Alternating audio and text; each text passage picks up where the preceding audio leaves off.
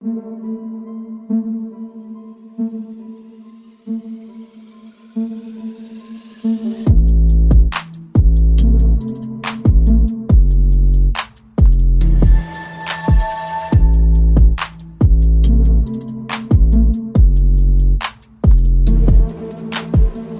and welcome to the second edition of the Laimbeer episode of the Hoop Theory podcast, aka episode 65. That is a draft pick episode. My name is Logan Wertman, recording this one on the evening of Sunday, November 19th, and as usual, I am joined by my glamorous co-host, Jacob Roth. How does it feel to be on the Laimbeer episode? Feels great. I don't know if I said this in episode 1, I probably did, but I am like, the way I played basketball was like great value, Laimbeer. That is what you said. Yeah, because that's the first thing I think when I think of Laimbeer. Yeah. And then that he was kind of mean to people on the court. And there is not a more fitting topic to open this bad boy That up is with. Perfect. Yeah, I didn't even think of that. Uh-huh. I almost said, last episode we recorded was on Tuesday. It was the same day this happened. It was the same day that this event happened. Yep. I thought maybe we should just pull the trigger, just record again. Yeah. And if you don't know what we're talking about, Logan, because I'm just going to start yelling the second I think about it, what topic happened on Tuesday evening that has caused some turmoil and ripples across the league? Well, Draymond Green literally tried to kill a man on a basketball court. Did you see the SNL skit for it? That happened last night. I did not see that. I just watched that right before we started recording. I was trying to get an article to make sure I have all my details right, like the fines and because obviously I saw the event happen live, and I'm like, what the heck just happened? Mm-hmm. And then I've not seen the SNL. Yeah. Is it actually pretty good? Because SNL's like funny. Hit or miss. Okay. Yeah, no, it's funny. He's like, this whole thing is being blown out of proportion. And Michael Che's like, you literally choked a man on a basketball court. And he's like, well, I was trying to kill him. And that is what it looked like. Draymond Green was like just purely unhinged. And I don't like the claim that the reason he did it was because Gobert had Clay in a chokehold. That is, he was already jumping before, Gobert even had his arm around Clay. Gobert? So, if you watch the full 10, I don't know, full 22 is what they call it in football, where you see everybody on the court. I don't know what the basketball equivalent is, but the full court view, you see Draymond already going it feels like he was like, oh, a fight broke out, and this is a this is a Wolves game. I now have an excuse to go jump on Rudy Gobert and choke him. I'm not even going that far. I'm just saying that Draymond definitely has a role for that Golden State team. Yeah, but why did he jump on Rudy Gobert? Well, he had his eyes locked on as soon as he noticed, oh, there's fighting. He locked on to Rudy Gobert, and it's like, I'm going after him. Well, and my thing is, I was if we would have recorded that immediately, I'm glad that we gave it time to sit, because immediately after the game, Steve Kerr was like, well, Draymond went after Rudy because he had Clay.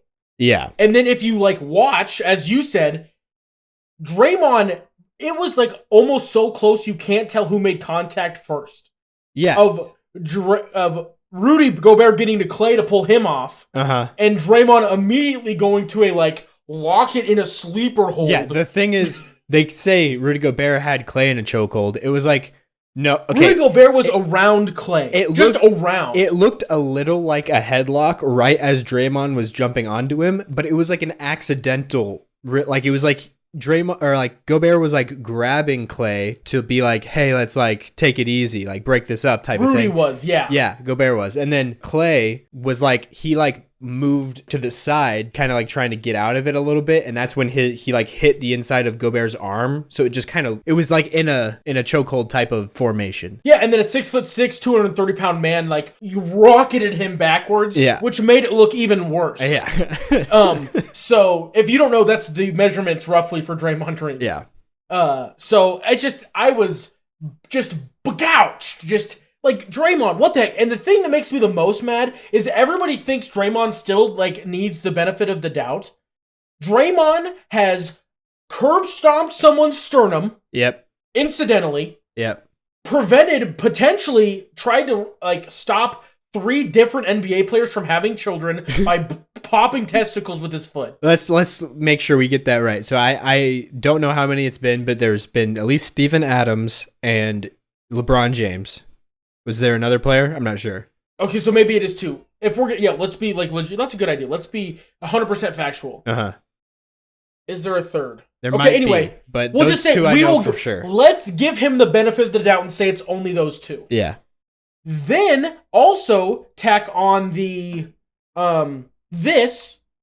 Yeah. And there's numerous other things. Punching Jordan Poole, his own teammate, in the face. Yeah. A year ago. Like, in a regular world, I'm at work scenario, that's just assault. Yeah. There's no other way. And I get that it's like high tensions and but let's actually play a game, Logan. Mm-hmm. How many games has Draymond been suspended for physical, like these types of physical things? How many games do you think it has been? I'm going to guess 7. It is 6. Oh, wow. It is 6 games from the NBA. So I don't know if the Warriors self-imposed nut shots. He didn't get suspended for one of the only the finals nut shot. The LeBron one. And that would technically they say it wasn't even a suspension for that. It was just the fact that he reached his limit of technical fouls for the playoffs. And maybe that's where I'm getting things mixed around. Like I don't.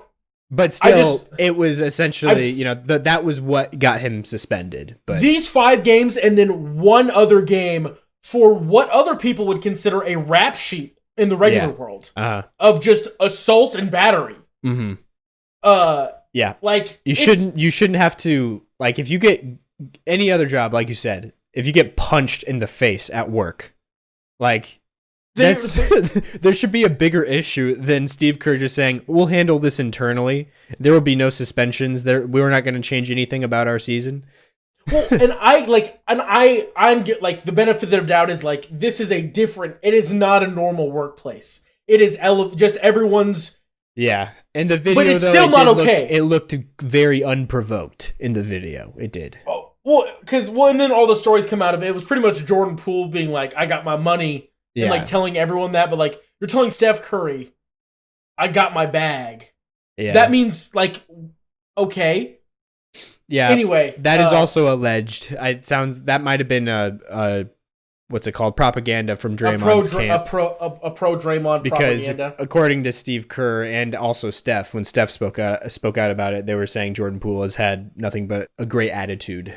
But which might be overselling it a little bit the other direction. But because now looking at him alone in Washington with not like a giant regimented like focus child approach. Not that he's a child, but you know what I'm saying. Like focus on what is a hand. Like there's videos on the internet of Jordan Poole during a timeout just not looking. Yeah. At what's going on in the huddle of them like drawing up this play and being like, this is what we're doing. And then he'll be like looking around. Looking for baddies. And then assistant coach will like be like, dude, look. And so then he'll look and then realize that he missed it. They've already erased the play. And so then he'll just be like, well, might as well pull up from 30 foot anyway. Like, yeah. And he doesn't say that obviously, but like that's just what happens on the court. There's a play running and then Jordan Poole's like, they gave me a foot. He'd check. Yeah, and people got mad. You remember that video? It might have been even in the preseason, but I think it might have been one of the first games of the regular season this year where Jordan Poole had 27 points going into halftime, but it was still at some point in the second quarter. And he got the ball, and it was a pretty deep contested 3 that he just took. He just launched it. And Denny Avdia was wide open on the wing and like had his hands open for like, hey, swing the ball over to me. Also, it should be noted out, a lot of people overlook this. The reason why they had the offensive possession then is because Denny Avdia got forced a turnover on the other end. But Jordan Poole just pulls it. And Denny Avdia kind of does one of these things, looks like a little bit disappointed, I guess, and like, why did you just shoot that? Like, what the heck? A little bit frustrated. But a lot of people, most of the reactions I saw from that were people mad at Denny Avdia, saying that was a bad teammate for acting like that. Which Denny Avdia is like my new guy. Like, I want him to get out of Washington. Yeah. Or I want Washington to become a situation he's deserving of. Uh-huh. Like, he's like one of my guys that might become like guys that will maybe never be like a Celtic in terms of like, but I still am like, I like that guy. Yeah. He might be my new Shea or my new Ant, but like at the not superstar level. Yeah, at the role player level, yeah. Just because he just does stuff like that where like does the...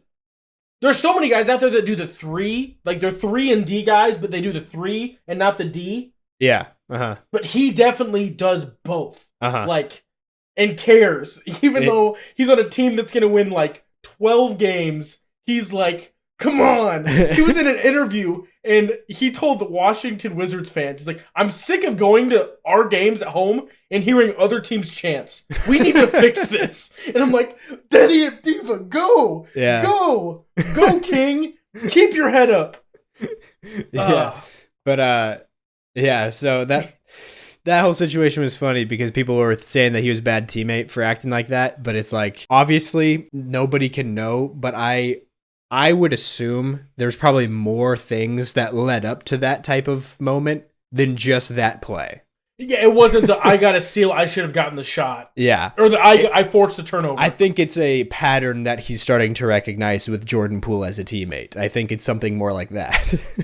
And he's just like... a little frustrated. Yeah, just a little bit frustrated. And like, I get why he would be. Because, yeah, and speaking of frustrated, I've been shocked how quiet Steph was through that whole thing. He had the one thing that he brought up, but I haven't seen anything else out of Steph on this Draymond. And because Klay just got fined and kicked out of the game, he didn't get anything further. Yeah, which let's touch on that too. How the fight broke out. The brawl was I've seen so many Warriors fans trying to argue that Jaden McDaniels started the fight.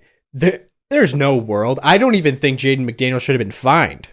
Personally, like it still gets the tech, but not fined. Yeah, I think the tech makes sense because he did rip somebody's jersey, like that. He still did that, but at the same time, Klay should get much more of a punishment than Jaden McDaniels did, because if you watch the play again, for no reason at all, maybe if you watch like plays leading up to it, you see some more stuff, some more context, but from what I saw as the beginning of it, was Klay boxing out, I put in quotes, because you're not allowed to box someone out while facing them. That is illegal. And, and he just has his hand on his chest, and he's literally grabbing the collar of his jersey. For all intents and purposes, Klay turned into a football guard and just put a hand right here and started going down the court. Yeah.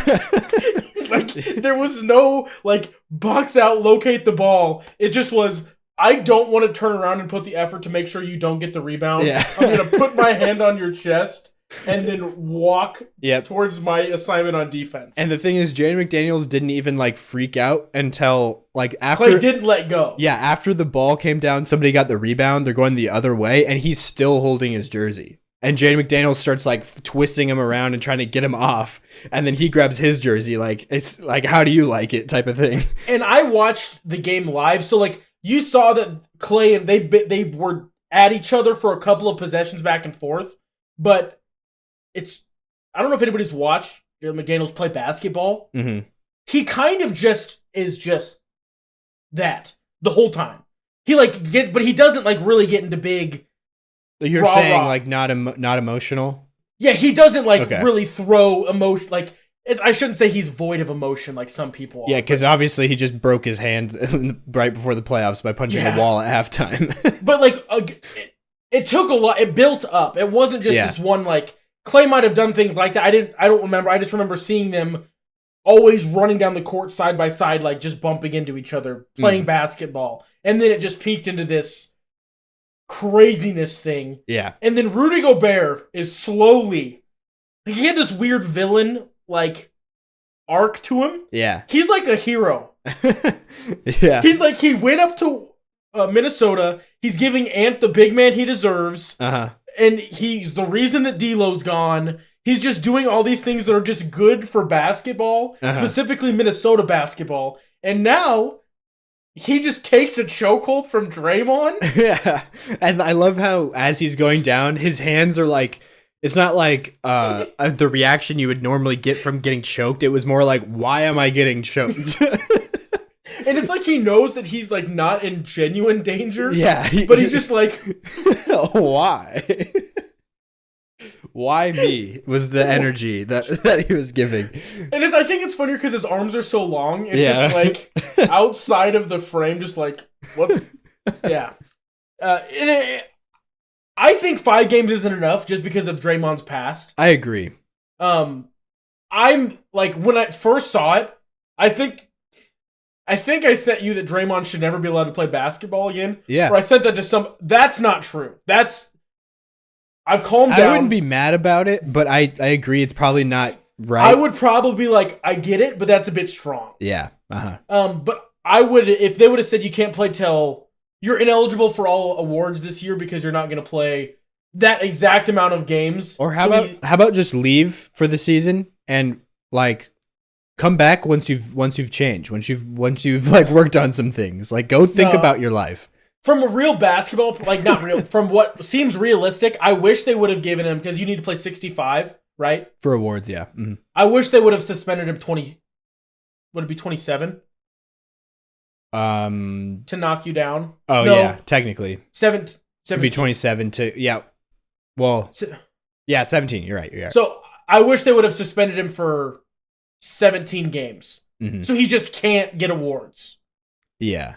Unless he plays every single game allowed. So then he gets suspended for 18 games. Yeah. So he just can't get awards this year for anything. None of the bonus money that comes with it. None of the anything like that. And he's already losing a lot of money from not playing in those games if the Warriors actually choose to be like, we're not going to pay you for those because you got suspended. But maybe Draymond's been there long enough that they'd be like, yeah, we'll give you some of it. Or I don't know if there's like things they have to do. I have no idea. Yeah, me neither. I just was like, come on. Like, what in the heck? Mm-hmm. Because it wasn't even like there's like in the heat of in a game of any sport, like where things are going and you're either if you're down big or whatever, and you just like something happens and it gets the best of you and then it's like done. Mm-hmm. But like that was not the energy that was portrayed. It almost never is whenever Draymond does something. It's just one little thing. Not even that. It was 0-0. Yeah, it was less than 2 minutes into the game. Like, there was not like this giant, long, they've been going at it. Yeah. There was, 4 or 5 possessions in? Like, it wasn't this crazy. Mm-hmm. Yeah, for sure. Yeah, it was just like, what in the... and I guess we should touch on, like, Draymond and Gobert's history. Because that's why I do think... That wouldn't have, if it was somebody else, he would not have gone at him like that. It was the fact that it was Rudy Gobert and that's probably very true. They've beefed with each other in the past and taken shots at each other in the media. With Gobert making comments about, this is probably where it got to a level where like it was pretty national and everybody's like, oh, look at this. When Gobert made comments about Draymond punching Jordan Poole. And saying that he was like unprofessional or, just taking some jabs at him. And then Draymond like basically saying the exact same thing, word for word, like verbatim, tweeted this same exact thing Gobert did when Gobert punched Kyle Anderson at the end of last season. Okay, I didn't realize how early it started, but apparently it started after Draymond's first DPOY. Okay, so 2017? Yes. Okay. ESPN asked Rudy Gobert if it's fair. If the awards are fair, is it you? And then Gobert laughs, says, you have to study a lot of things. There's a lot of factors. I think guys like Draymond have had a tremendous season, and he's great at guarding multiple positions and switching. But before myself, I impact people that I'm not guarding, which is very true. Yeah. Like, you can't attack the paint the same way if Rudy Gobert is on the court. Yeah. You just not at all. Actively don't. Yeah. So, like, him just existing changes the way that the 4 people he's not guarding have to play the game of basketball. It changes the geometry of the court. I think that Draymond deserves a DPOY of some point in his career just because of... I know that it should not be... But that's where it started because I think he got started. And then Draymond said, I can't play defense against his defense. It don't matter. I don't know what that means. Me neither. But that's what Draymond said. And then there was a Bleacher Report thing that said perimeter Kawhi in the paint green, and then Rudy Gobert just quote tweeted, quote X'd, whatever, LMAO. Just that was funny on this Bleacher Report thing. And then it just all of these things that are just like in an interview, they would single out each other. Yeah. And then Draymond bullied Rudy Gobert after he cried for getting snubbed from the All-Star game. There's that. I remember that.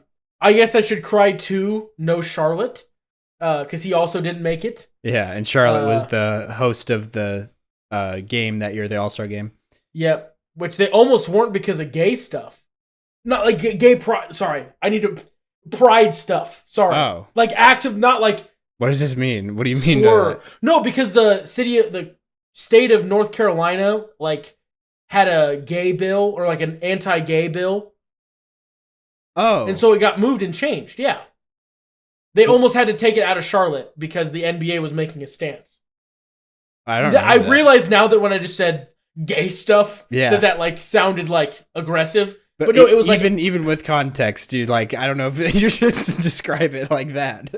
No, but it was like it's like a gay bill or else. Yeah. But so it was because they were trying to, what's it called? There was just a gay bill. Take a stand against. Yeah, but it wasn't the fact that like there were. Yeah, it was like there was something that the Charlotte or North Carolina government was passing that the NBA disagreed with on a. Political enough of a level that they talked about moving it. Yeah. Oh, it was a bathroom bill. Oh, okay. Yeah. Who can go into bathrooms and stuff. Yeah. So it wasn't gay stuff, but it was that umbrella of LG. Can we cut that out? Yeah, I'll cut this out. No, you can leave I said that's a gay bill or whatever. I just don't know the acronym. LGBTQ. Yes. Yeah. But there's more, isn't there? Well, technically, but I think isn't it like okay. AI plus? Yeah, I think you can find at least 12 or whatever different kinds of different lengths of it, but I think most people are okay with you just saying LGBT. I'm just gonna say L. Yeah, we should just probably cut that. Actually, I don't care. Do what you want. Okay. Whatever you think makes the most sense. Yeah. But yeah, no, they went. So the game was in Charlotte. How did we get there? Draymond was making fun of Gobert for crying, which is it is a very funny video that whenever it pops back up on my timeline, I laugh at it.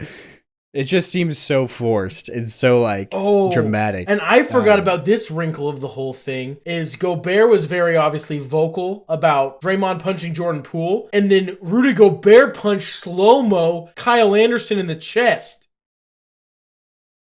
Did you not? I just said that. Is that what you said? Yeah. Oh, sorry. I missed. Were you reading their history? No, I was scrolling through to make sure I didn't forget something big, and then that popped up. I was like, "Oh, duh!" And so I said, even though you just my brain computed. Yeah, that was how I started the whole their history together. Yeah, I'm stupid. That's what I brought up. That's all right. Yeah. So he made a tweet about something he said something about Draymond being a bad teammate, when he punched Jordan Poole, and then Draymond just directly quoted him verbatim and made the same exact tweet when Draymond punched Kyle Anderson. Insecurity is always loud. Yeah, that's what it was. So definitely got some history there. I'm sure that had a lot to do with Draymond's actions. But something that's funny that is going to come out of this is I saw somebody say that the NBA needs to administer tranquilizer guns to their referees in order to fix this issue with Draymond Green. I think that is wild. I think that's hilarious. That's like a funny haha. Mm-hmm. But no, that should yes, obviously that has to be a joke, but that would be wild. If I could just I my finger to make things change in the universe, that would be one of the first things I would change. Really? Yeah. It's not a thing that I would advocate for as I think this should happen. But if I could just change something to make something normal and nobody can question it, that would be one of the things I would choose because it would be such a big entertainment factor from the standpoint of you have to watch Draymond subdue his own rage and make sure that he doesn't get tranquilized. I don't know. I feel like that's a bit wild. I don't know if I would enjoy that. as much. I don't know. I think how would you not enjoy that? That would be hilarious.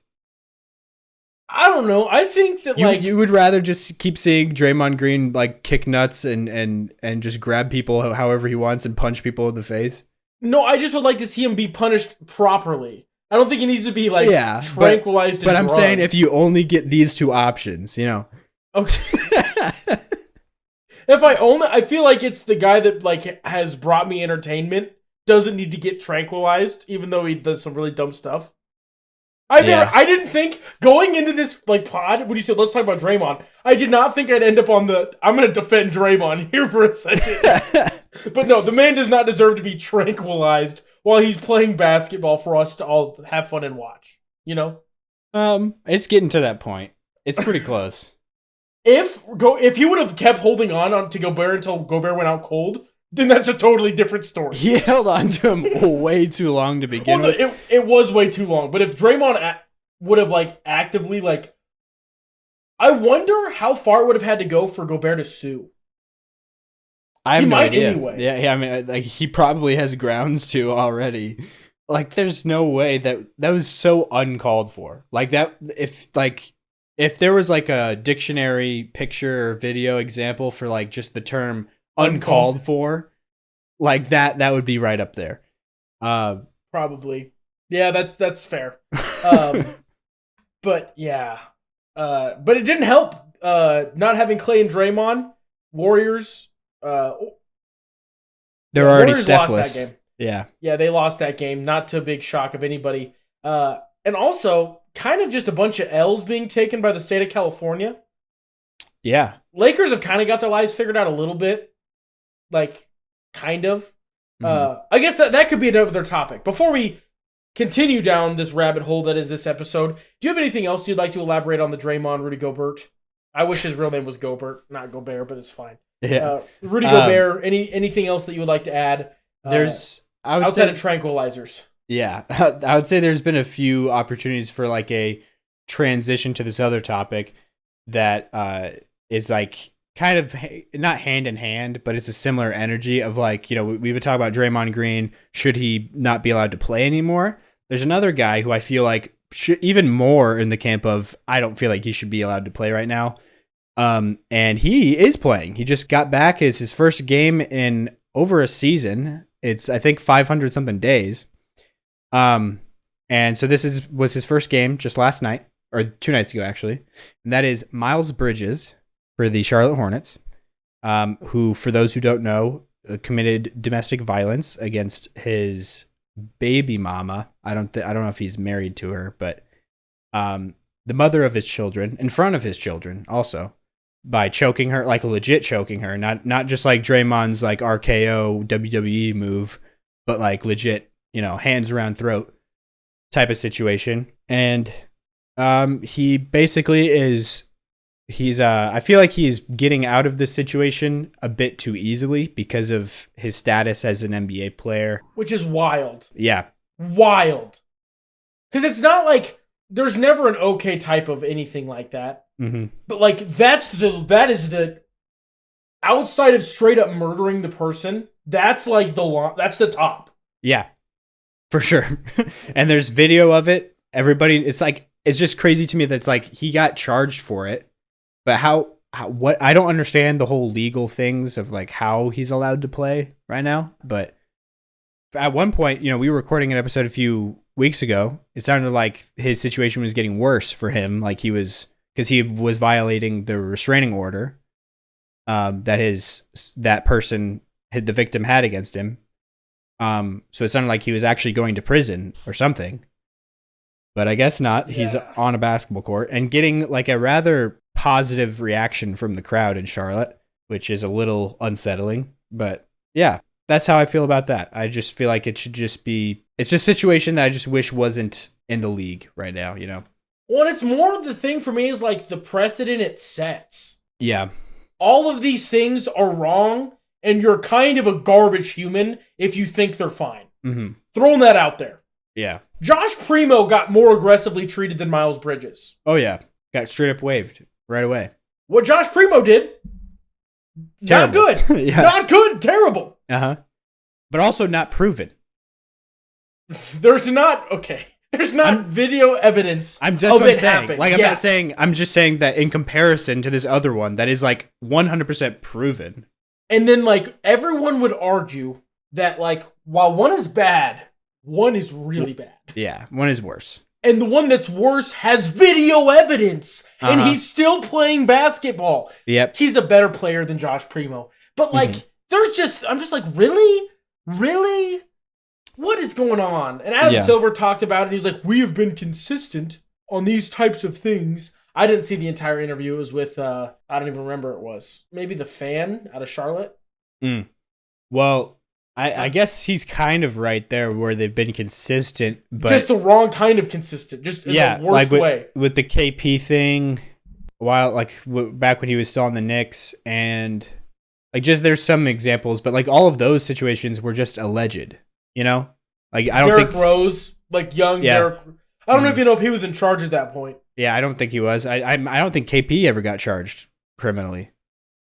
It was just like allegations. Yeah.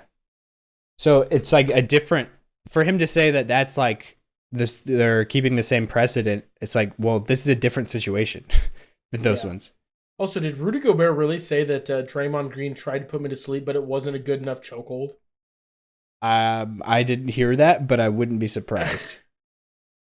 He's grabbing me. But the choke wasn't good enough. Yeah, it was enough to me. It wasn't enough for me to really have to go to sleep, but he tried. He tried really hard, but it wasn't good enough where I felt like I was really in danger of falling asleep or something like that. I don't know if that's like throwing trash talk or like genuine like.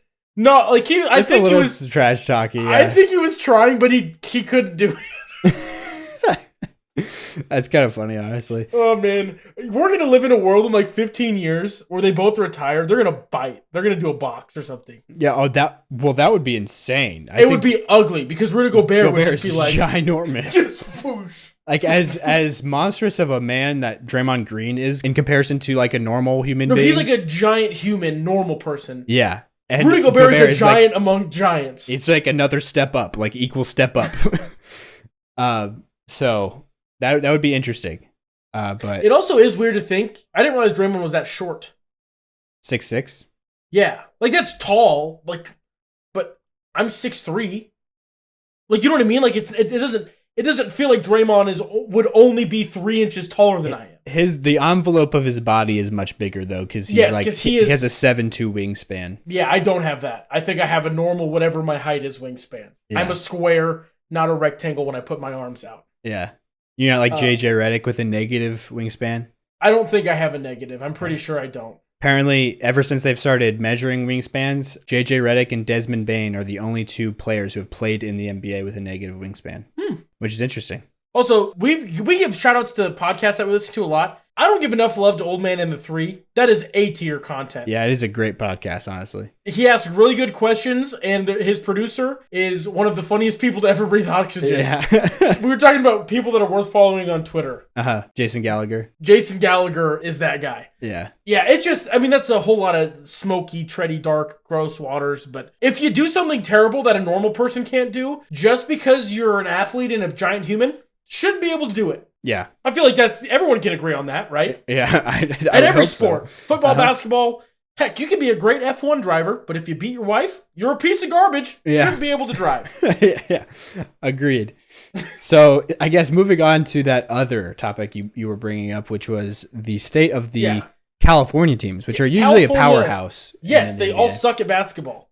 That's not true. The Lakers have flipped it around since I thought of this a little bit. Yeah. They've been getting better slowly. They're above 500, which they weren't. When I think it was like right after last week's episode, I kind of thought about like, okay, what are some dealios we're seeing here? And Warriors haven't looked great because they were Steph-less for a little bit and still are, I think. Yep. Now they're Draymond-less. Which is bad, but not the same level. Not to the same level, but it might be the second most important player.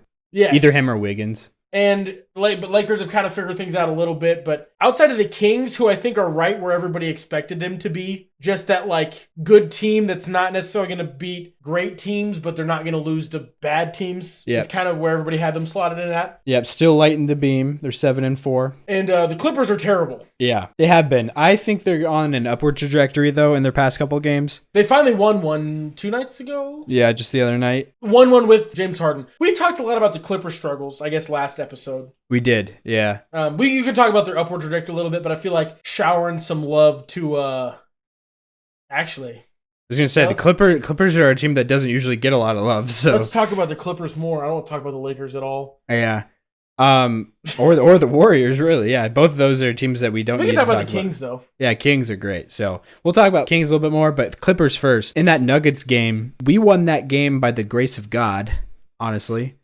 There was a lot of moments down the stretch where, like, honestly, Ty Lue, what in the world was he thinking that, like... In that game, if you watch it, Zubac was guarding Jokic better than anyone has guarded Jokic in the past, like, 2 years, probably. Years. Yeah. Like, doing it without fouling much, it was just... Taking away the passes, but also not letting him just be like, if you make me shoot, I'll shoot. Like, It was just... And without Murray, Jokic had much more the mindset of, I need to post up, get to my, get your shots. But, like, Zubac is just a huge, like, he's one of those guys that I feel like people don't bring up enough as, like, the biggest guys in the league. Like, he is huge. He's like a legit, like, 7'1", got really long arms. He's bigger than Jokic is. He's a step up from Jokic, for sure. He's like Embiid size, and maybe even he might weigh more than Embiid, to be honest. It feels like he'd have more heft. He's one of my favorite all-time 2K players. Yeah. Because when you, just set progression to crazy, randomly one guy will become, just the best player in the league. Yeah. And one of my, I picked him up randomly in one of my Celtics dynasties, probably. And he turned into, Shaq. And it was just this is awesome. Yeah. But yeah, so he was playing really good defense on Jokic, just making things tough for him. I think that was Jokic's worst shooting night of the season. So in the minutes without Zubac on the floor, for some reason, this is what I wasn't liking about the Nuggets attack. They would go to a couple times with Jokic posting up. It was like they were going to Jokic posting up against Zubac early in the game and it wasn't working. And then they were like, okay, let's just stop going to this, even in the minutes when Zubac's not on the floor anymore. But there, in the few possessions that they did do it, it was easy money. Jokic was getting anything he wanted against Kawhi. PJ Tucker was doing an okay job on him, but still it's not like Jokic is going to score on PJ Tucker. But then the Nuggets just weren't going to that quite enough. There was too many possessions of just MPJ, just take this contested three and not even get the ball to Jokic inside. Down the stretch of the game, I think it was because Ty Lue was liking how the small lineup was working, because when they would go small, most of those minutes were without Jokic on the court. So they were going against our bench, which is awful, and they were going small without Zubac, so all wings, and that was working pretty well. But I think it's not just because they were going all wings. I think it was because they were playing against a team without Nikola Jokic. And so then even in the fourth quarter, when they brought back Jokic to finish the last stretch of the game, they didn't put Zubac back on the floor. They just kept him on the bench, and they were still going all wings. And I was mad at the Nuggets for not capitalizing on that more, because I was at any minute they could bring Zubac back in, and I think they just need to take advantage of these minutes while he's not on the floor. Just get the ball to Jokic inside. They weren't really doing that, but they were doing it just enough over the course of those minutes to build a little bit of a cushion. And then on one of the last possessions of the game, they finally bring Zubac back in to get a stop against Jokic. It ultimately didn't end up changing the outcome of the game because, they should have done it a lot earlier. But there was a time in the game, late in the game, when it showed Kawhi, I think, was the one guarding Jokic on a post-up, and Jokic just got whatever he wanted. I think he put up the ball, got his own rebound, and, he was like a man amongst boys, type of thing. And then it pans over to Zubac sitting on the bench, and he's just shaking his head, looking like, why am I not in the game? Which is fair. Yeah. I also, there's moments where I feel like Ty Lue is, a top 4 or 5 coach in the NBA. And then there's moments where I'm like, Ty Lue, are you even good at coaching? I'd agree. I think it's just that what he's really good at is just trying different things. But like I've said in the past, I don't know if he knows, has a good brain of deciding or predicting which things will be good. He just tries things, and whatever works, Isn't scared to try stuff. Yeah. Yeah, and when he can tell if the thing is working, you know, and like he just needs the actual proof of concept in order to use it again type of thing instead of like theorizing. Yeah. That's what it seems like, at least. Because he was like, oh, the all wing lineup is working rather well. Let's keep going with this. And then the Nuggets bring back in a 7-foot Serbian 2-time MVP who just won the championship. And it's like, oh, that's not working as well anymore. You should have saw that coming. Shocker. But yeah, so that's the Clippers rant. I'm glad that they ended up doing that in that game. But James Harden was looking better. There was a few possessions in there where it was like, this is exactly why I was like, this is going to be a good trade for the Clippers, you know, when other people didn't think so. Like there was a few possessions where it was like, this is what it should look like, where it was this is the ideal situation of it. Yeah. Where it was like Russ penetrating, putting pressure on the rim, kicking out to James Harden. And then James Harden is like attacking a closeout, makes that extra pass like over to Paul George for an open three, you know, like stuff like that. It's like that. It's unguardable when you have all of those guys on the court. Those guys, with as much crap as a lot of those guys get, I feel like all of them have like high IQs. They understand how basketball works, even though all of them outside of Kawhi also have moments where everybody's like, what are you doing? But they all like know basketball. So when they all are doing like this thing and they're just this machine, you're like, what do you do? Yeah. Unless everyone is like all NBA defense, but even then it like, doesn't matter. Because the right thing to do would be, help with the rush penetration.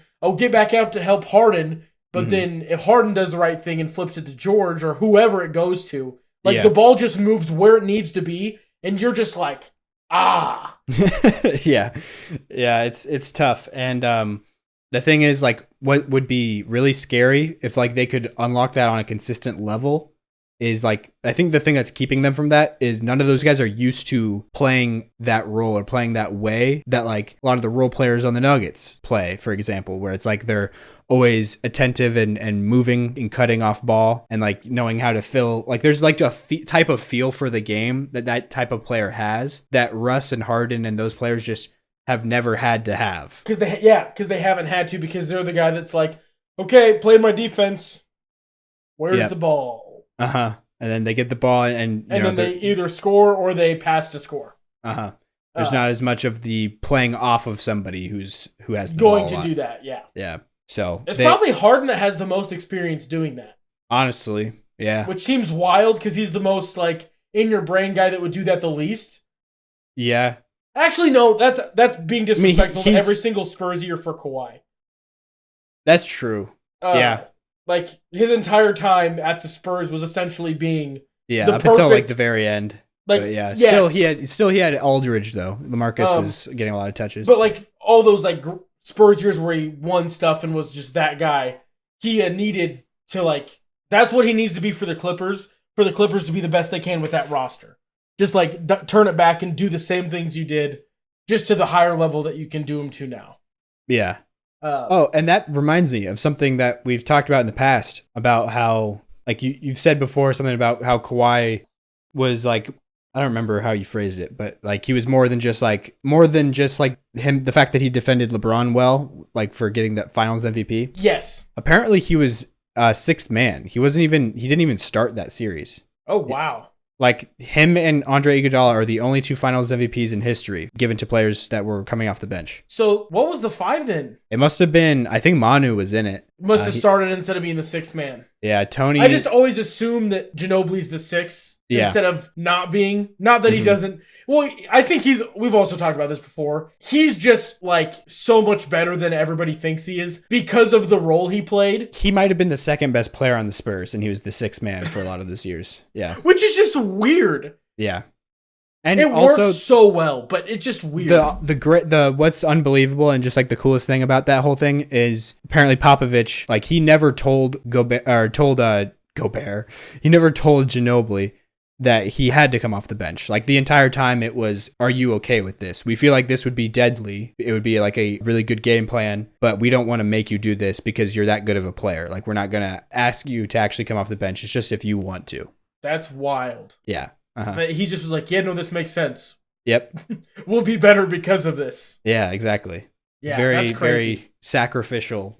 Well, because he's like the second best player on the Spurs, but like, if he gets the right looks, like how often is he a top 10 guy in the NBA? Yeah, Like, honestly. if he gets the volume that a starter would, being the number one option on just a different team. Yeah. I mean, he eviscerated the 2004 Olympic team, U.S. Olympic team. Which is just a bunch of guys that are that guy. Yeah. Yeah, shout out to Unsung Heroes. Yeah, for sure. But He's not really unsung. He's getting a lot more flowers like a decade after the fact. Yeah. Being like, that's what made that team nuts. Like, yeah, Tim Duncan, one of the best of all time at his deal. Tony Parker, elite. But also, just letting a guy that could like start for every NBA team, just letting him run around against twos. Yeah. And something else about that, like how his career has aged pretty well. I think a huge part of why is because of these guys coming into the league now, like how influential he actually was. Because there's guys like Shai Gilgeous-Alexander and Austin Reeves, for example, who are both guys that are like, there's a lot of similarities, or like type of things that they've definitely taken from the Ginobili preset. So, you know, a lot more people are like recognizing and bringing him back up in conversations because of those guys, you know, guys that do things like, oh, that's how Ginobili did it. And you're like, that's not a normal name that you see. It's, oh, everybody does.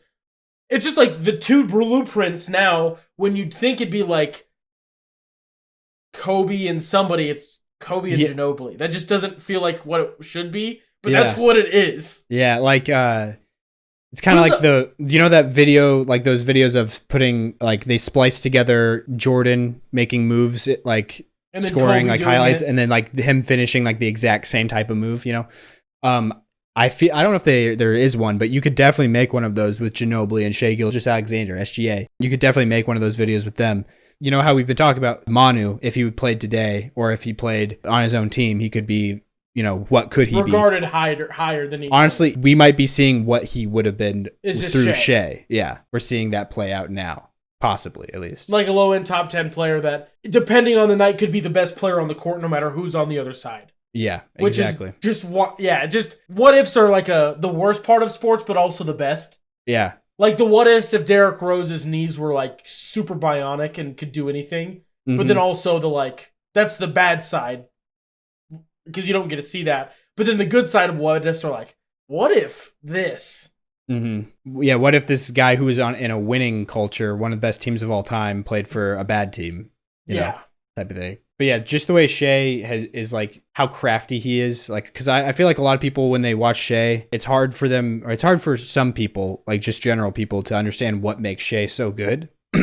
And what it is just like the craftiness of like how it's like the leading driver in the league, the best at like driving to the rim, but he's really not that athletic. Like it's not like he's not a great athlete. It's not a detriment, but it's not what makes him be in the league. Yeah, like exactly. There's guys where I am here because I am an athlete. Yeah. And then there's guys that are, I'm a basketball player, but not an athlete. He's like probably pretty close to the middle. If he doesn't lean more, I'm just a really, really good skills side of basketball player.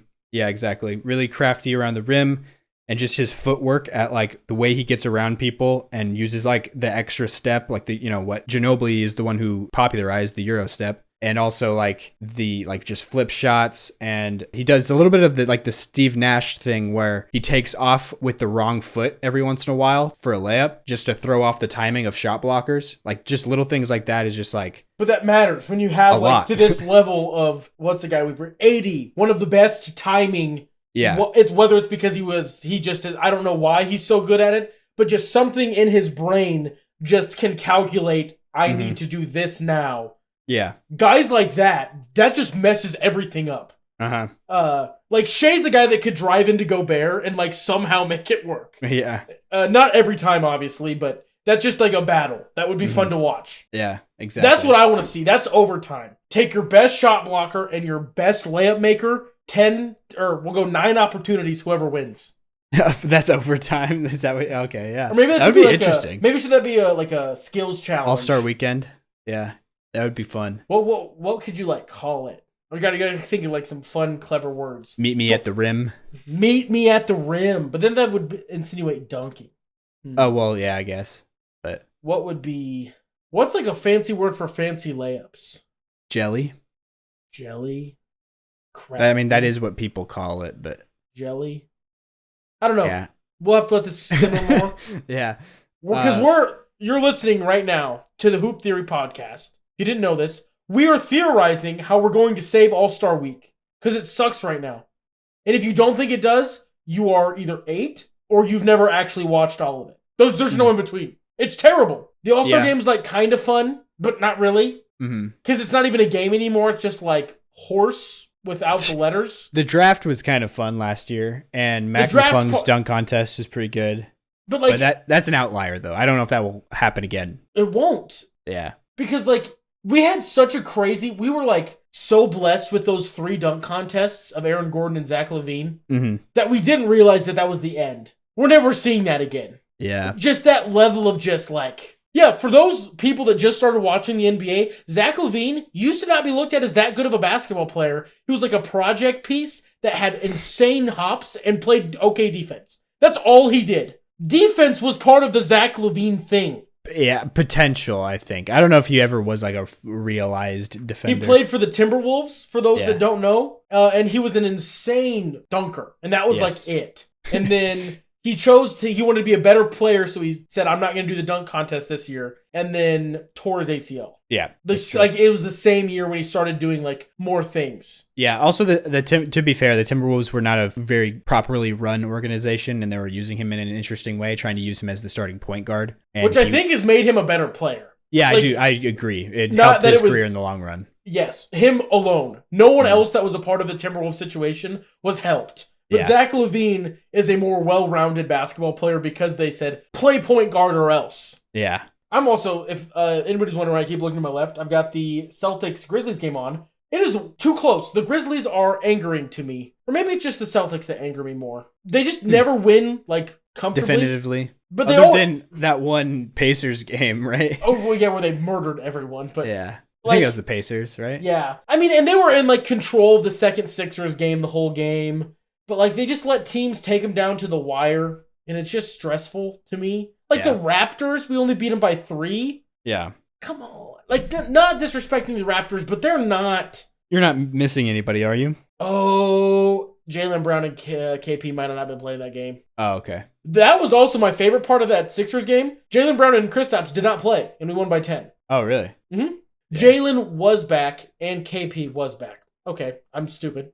I was going to say, I don't remember. I also wasn't really paying attention to that game. I was working on stuff, editing that 76ers one. I had it playing on in the background, though. I looked up at the score a few times, and I noticed that the Celtics were pretty in control for most of it. There was a couple times when the Sixers kind of cut into the... Celtics had a big lead after the first quarter, then Sixers kind of kept just bumping into that, tie, and then Celtics would pull away, which is what you like to see, but yeah. Anyway...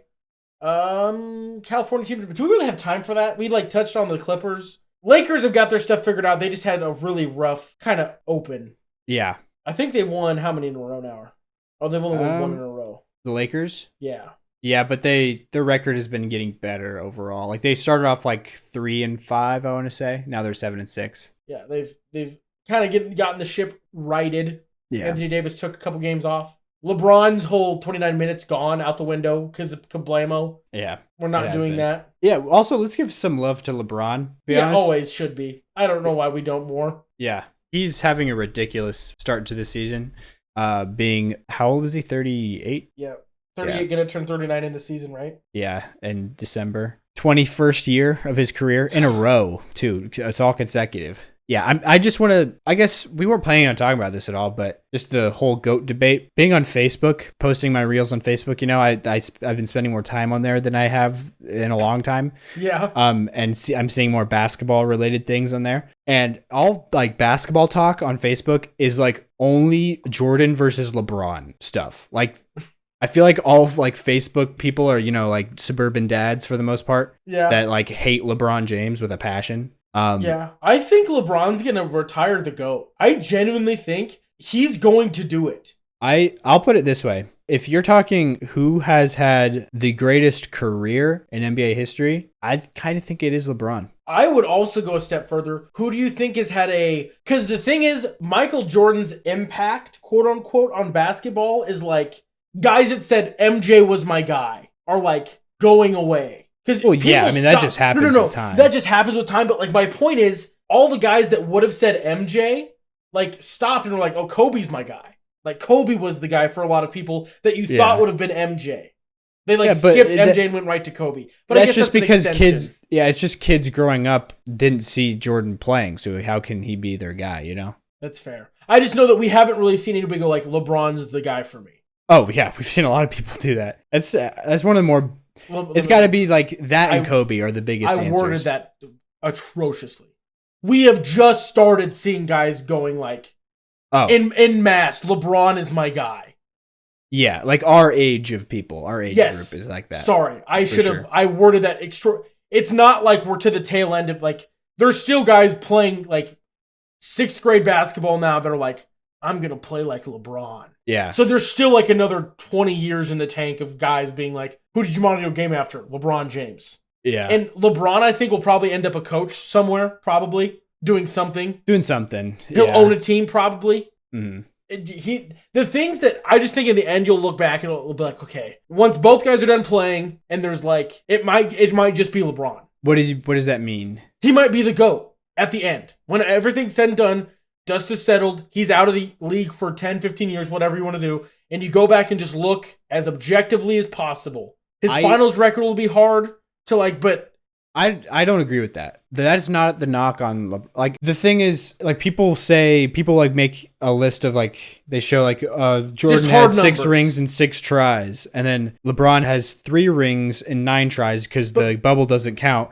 Even if you do count the bubble, it's like, so you're saying Jordan wasn't trying the other 9 years of his career? No, that's what I was saying. Like, that's the thing that doesn't get brought up as often as it should, is like, yeah, he's been there 10 because we're going to count the bubble. Right? Is it 10 with the bubble? 10 with the bubble. 4. He's been there 10 times and he's played 21 seasons. Flip a coin. Tails, LeBron's not in the finals. Heads, he is. That's what the math is. Yeah. It is a legitimate, almost, and obviously it's not perfect, but it was like 8 in a row also. It's like essentially a coin flip. Is he there or is he not?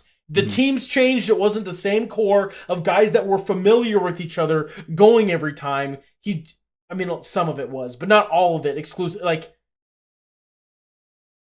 yeah, it's just like the same thing with like that. I fought this for Brady before everybody just acknowledged that Brady was leaps and bounds over the guy in second place for best quarterback of all time. But like, there was just a stretch where it was like, flip a coin, heads, Brady's in the Super Bowl, tails, he's not. That's just mind-boggling. Yeah, oh yeah, no, for sure. To have that level of just like, I'm that guy. Consistency, yeah. Not even consistency, because consistency at like a high level is fine, but the absolute highest possible level of consistency is just, I guess it's the same thing. I just feel like consistency has like levels. Like if you're consistently slightly above average, that's impressive because of the constant. No, but yeah, consistently the best player in the world. Over and over and over. Yeah, and over. I mean, which Jordan was too. He was. And also Jordan has, if you're saying at the very, very highest level, I would say Jordan has that, because in the, like, all of the biggest moments of his career, Jordan has been far more consistent. He has. And I also think another thing is, like, when we look back, we'll look back and realize like, what a terrible era of NBA basketball in terms of people like that existed in the middle of LeBron's like run. Oh, yeah. You know what I mean? How we talk about how is it 11 through 15, the dark years? Pretty much, yeah. Also, the late 2000s were in that. Tough. Yeah, for the most part. Also, this could be a different. I think NFL football is going through that right now. Oh, really? Mm-hmm. Like, obviously, this is like kind of reading the tea leaves, but just like who's bad? Like, there's only like 5 quarterbacks that I would trade everything in my cabinet of things for. There's only like 5 out there. Go back 5 years. Is that a thing that you would normally have more? Trade everything for? Oh, let's go back to, we'll just do 2014. Peyton Manning. Do you mean when you say trade everything for? I'm just saying, like, guys that would, like, them existing means you make the playoffs or higher just at the quarterback spot. That's less... And you just have replaceable level players everywhere else on the team? Essentially. Okay. Guys that raise the floor like that crazy. Guys that, if you trade away all of your players, you can still fill your team with these roster guys because they're just available. Yes, because the quarterback's just that good. Yeah. But Aaron Rodgers, Drew Brees, Tom Brady, Phillip Rivers isn't quite there. Ben Roethlisberger... Matt Stafford wasn't quite that level, but Peyton Manning, like, the list is just like going into like to a quarter of the league. There's not a quarter of the teams in the NBA that have a guy that could just like get rid of everyone else, put me there, we make the playoffs. That's like 2-3 people. In the NFL? In the NBA. Right now. What? What are we talking about? I bounced in my brain and I probably didn't use the words outside. Anyway, And you're talking about NFL, right? yeah, and then I bounced to NBA. Saying that, like, the fact that at this random year I picked was 2014. You're talking about NBA now. Yes, there was like 8 guys, which is... Oh. Okay, 2014 NFL quarterbacks. We can just cut this whole thing. Never mind. Wait, so are we talking about the NBA or are we talking about the NFL? I'm very confused. Both? 2014 NFL quarterbacks. There was like 8 or 9 quarterbacks that are that What year level. of the NBA are we talking about? This year. And how many people did you say there were that you sell everybody and leave one guy and your team is still like a playoff team? Yeah. I thought you were saying that the earlier in the 2010s was like that for the NBA, not now. I'm just saying, I was trying to show how like crazy mountaintop mid 2010s NFL was. That like even in a very healthy NBA. Oh, okay. Yeah. There's probably more than 2. I think there's, if you call like Ben Roethlisberger, I guess I don't know too much about football, but if you're putting Ben Roethlisberger in that category, then I'd think that you would like say there's Jokic, there's Giannis, there's if Ben Steph. Roethlisberger is Tatum, like ish. Okay. So that's like 5 to 6, 7, maybe? Yeah, okay, maybe it's the same. Yeah. I'm just more depressed about like this year's football. There's like Mahomes. No, I'm genuinely thinking. Yeah. Mahomes, there's I'm trying to think too. Quarterbacks that I know are good. Not Josh Allen. Poop. Not Tua. Oh, really? Nope. Just bad this year. Well, but Josh Allen is a fraud. He is not. He is a crappy Brett Favre. Everyone else around him needs to also do spectacular things, and he's just the catalyst for amazing. But he's not enough to like get the ball. Hold on, how to use correct words so it makes sense. Josh Allen is like not bad, obviously, but he's not this level of elite crazy. He's overrated. Yes, aggressively so. Joe Burrow, aggressively overrated. Mahomes is the only guy that truly delivers on as advertised. And even then, he struggled this year. But the NFL is also very subject to ebbs and flows of the defense figuring out how to deal with what works offensively and vice versa. Yeah, no, I get you. I also just might be depressed that like the Tom Brady, Peyton Manning era of football is over. Yeah, I mean, it's been over for a little while now, hasn't it? Peyton Manning retired in like 2018 or something. Yeah, but he, like the Brady still being there and Rodgers kind of like also being that like old head type of guy. It's like the KD to the LeBron. Except it's also crazy. How far do we think KD is from retiring? Do they retire the same year or in the same ballpark? KD and LeBron? Yeah. Like, is there a chance? Similar. It's probably I think there will be a few years removed, but that's going to be similar for Rodgers and Brady, right? Oh, but the thing that with Rodgers and Brady is Rodgers was like the draft class of 2006 and Brady was 2000.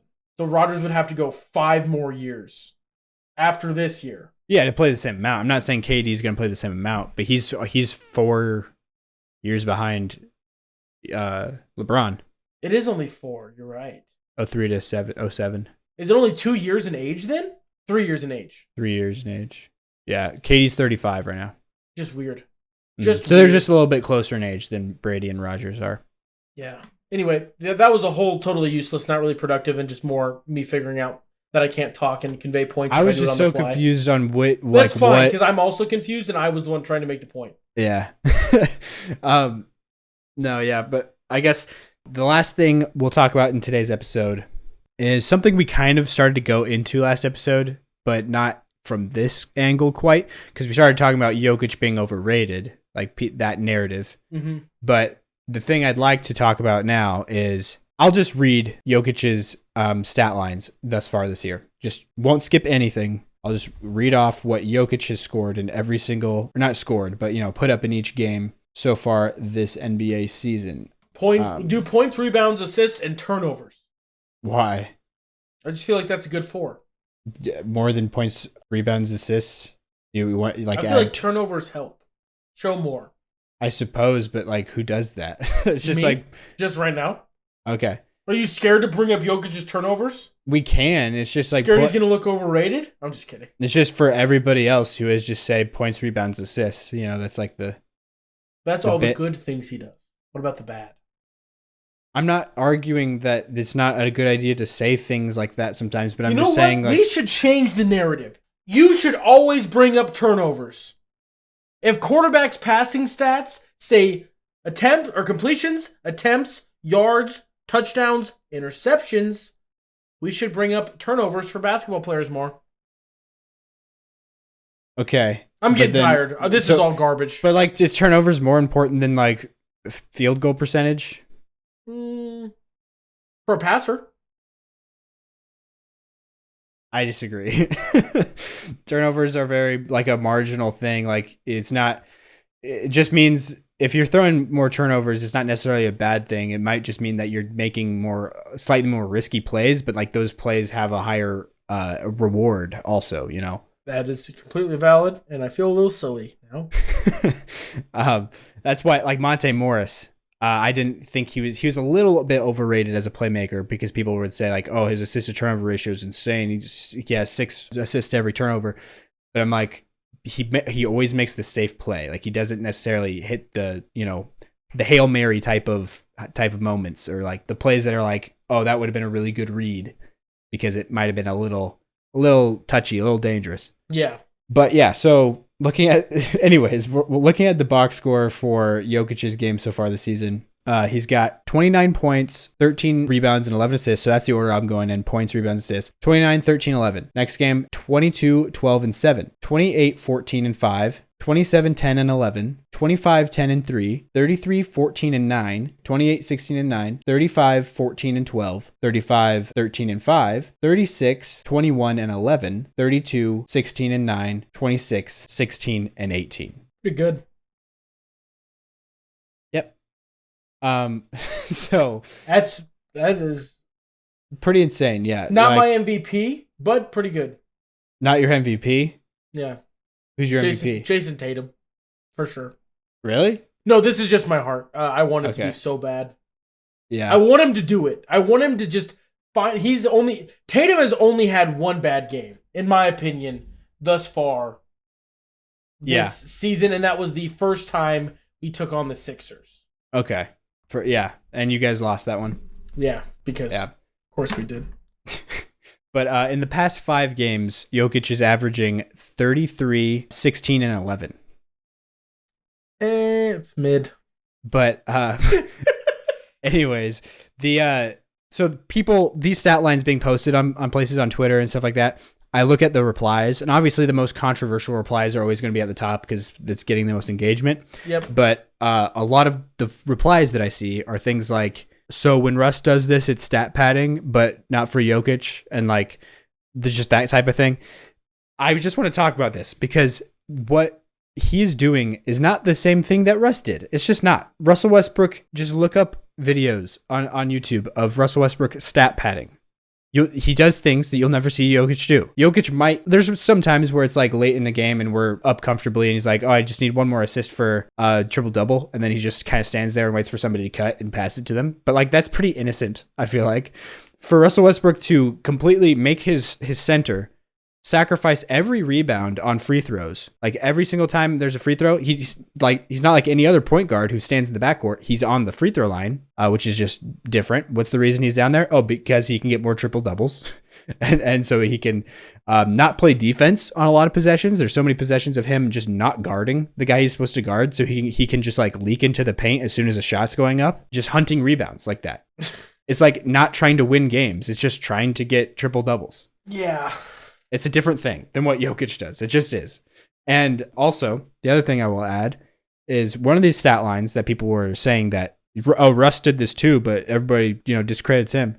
The thing was a picture of what Jokic is doing in points, rebounds, assists, and efficiency. It was either true shooting or field goal percentage or something like that. I think it was field goal percentage. It was like 58% from the field. And it said, I never imagined anyone would be in the top 10 in all 4 of these categories. And then somebody was like, Russ did, and everybody called him stat patter. It's like, Russ was nowhere close to that in field goal percentage. Like, Russ did other 3 things, but on like 42% from the field. Like, that's not an exaggeration. I also think that Russ gets more slander than necessary. I wouldn't argue with that. But I think that using Russ as the thing to compare Jokic to is craziness. I agree. Saying that, Jokic is just doing the same thing that Russ did. It's like, no, he's not. This is different. Yeah, that's kind of crazy. Yeah. He has almost 50 now on his career Sombor doubles. So like games where he has exactly them? Yeah, games where he has exactly 9 assists and he has over 10 in the other 2 categories. He has 50 of those on his career. Pretty good. Like that's such a specific. I know that like he has more triple doubles than that, obviously, but that's including every number over 10. Like this is just only when it's 9 assists exactly. You know. So yeah, that's crazy. Just kind of, and that's like an easy thing to stat pad. Yeah, that would be the easiest thing to just have 50 more triple doubles than he did. Exactly. To be like, I have 9 assists right now. Let's not leave the game. Let's stay in here until I get the 10th assist. And like the other thing, also this past game before the one tonight, he had 16 assists before the end of the 3rd quarter. That's pretty good. That is pretty good. Yeah, and his career high is 18. Which isn't like insane. It's really high, but like it's not like the record, of like anybody. But the thing is, if he wanted to break his record, he would have done that. You know what I mean? He had 16 assists by the end of the 3rd quarter. He didn't break his record. He got 2 more assists and didn't. He tied 18. Could you imagine Russell Westbrook doing something like that, having an entire quarter left to beat his record, where he's like right there and he just ties it and doesn't? It is crazy to think he's never had 20 assists. Yeah. Which he definitely can. The fact that I just said that, let's take a moment to percolate on that. Yeah. I just said, it's crazy to think that this center doesn't have 20 assists in a game yet. Yeah. Yeah, that's cool. Yeah. Anyway. But I think it's the same reason why KD's like the best scorer of all time, basically, but doesn't have, like, his career high is 54 points in a game. It's because those super high categories of like the highest scoring outputs or the highest assist outputs are guys that just said, I don't care, I'm scoring. Once you get to a certain amount, that's what you're going for. You're trying to get as many of those as possible. There's guys like KD, there's guys like Bird who doesn't have a super high scoring output, like game high. He just has a ton of them. But both those guys, that's what I was going to say, is both those guys could do that 3 times in a week and just be like, eh. Same thing with Jokic. He could have, I think he might have the record for like most games in a row with 15 or more assists. That'd be a thing to look into. But the thing is, that's very, he's definitely in that ballpark. Yeah. But he doesn't have more than 18 assists on a single game. Because he doesn't care. That's why. It's not like trying to go out there and set any records. Yeah. He just does it, but by product of his play. He is Nike. Just do it. Yeah, exactly. So that was my little Jokic rant that I saved for the end of the episode because we don't need to do that every episode. Put it, especially at the beginning. I think here at the end is a good place to put it. But yeah, I think that could be it for today's episode, honestly. Getting back to more of a normal length of episode, finally. Done the last few, but we're getting back to it. For sure. So next week, though, we'll come at you with more content. I feel like we should probably revisit our power rankings maybe next episode, if you want to do that. Yeah, that feels like a good time to do it. Celtics won. Whew. Okay. Oh, nice. Nuggets did not. 102-100.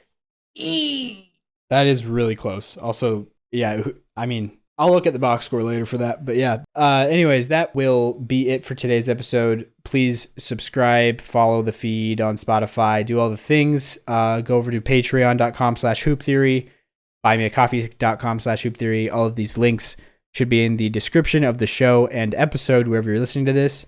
And rate the show on Spotify also. But yeah, that will do it. So stay happy, stay healthy, and we'll talk to you guys next episode. Peace!